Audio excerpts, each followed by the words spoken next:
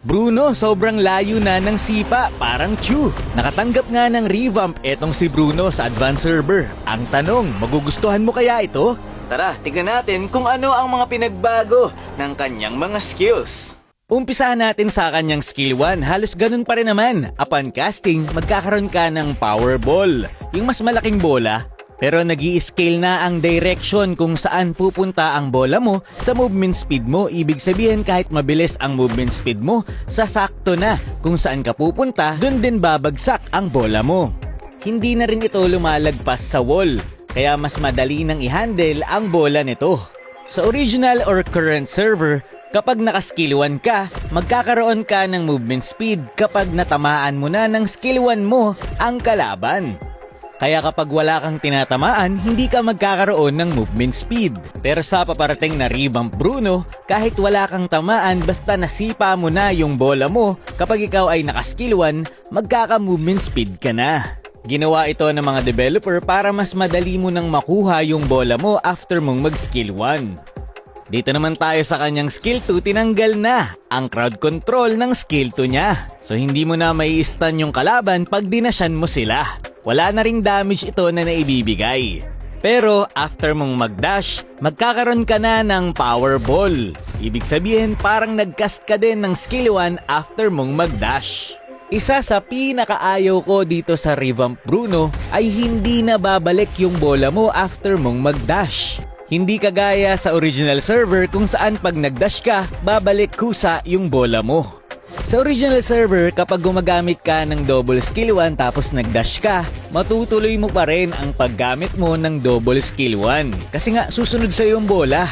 Pero sa paparating na revamp Bruno, kapag double skill 1 ang ginagawa mo, tapos nag-dash ka, may iwan na yung isa kasi nga hindi na sumusunod. Awit! Napakapangit nito guys, kaya sana ibalik nila yung sumusunod yung bola kapag ikaw ay nag-skill 2 kasi kailangan mo pang mag-skill 1 ulit para lang ma-double skill 1. Ang tanging maganda lang sa bagong skill 2 ni Bruno, kahit wala kang power ball tapos nag-dash ka, sabay skill 1, magagawa mo agad yung double skill 1. Pero yun nga, ang nakakainis kapag nag-dash out na yung kalaban, wala na. Sayang yung double skill 1 mo. So pwede mo pa rin magawa yung double power ball kahit mag-dash ka kung sa wall ka magda-dash. Pero nonsense yun guys. Kaya sana i-adjust pa nila to. Dito naman tayo sa kanyang ultimate. Kapag inultihan mo yung kalaban, maitutulak ito hanggang sa pinakamalayong range mo. Ibig sabihin, kung ganito ang range mo sa kalaban, dun siya sa dulo ng range mo matutulak. Kaya naman pagka-ultimate mo, sure na mabe-basic attack mo pa rin siya. Kaya the more na mas malapit yung kalaban, mas malayo yung sipa netong si Bruno.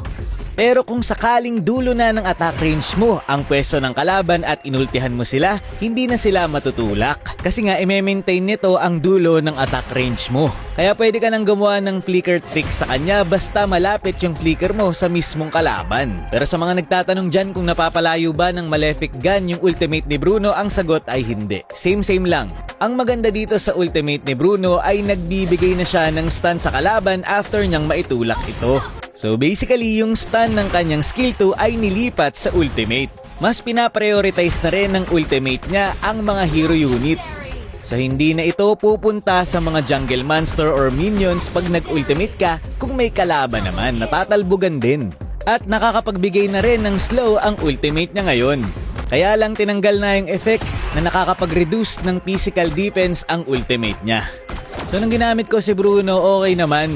Maganda yung nagkakaroon ka na ng power ball kapag nag-skill 2. Tapos kapag fighter or short range ang kalaban mo, ultihan mo lang at matutulak mo na sila palayo. So yun nga, ang concern ko lang talaga dito ay ibalik nila yung bumabalik yung bola mo kapag nag-dash ka. Ikaw ba? Anong masasabi mo dito sa bagong revamp Bruno? Ano pa yung mga gusto mong i-adjust sa kanya? Yun lamang for this video. Maraming salamat sa panonood and to God be the glory.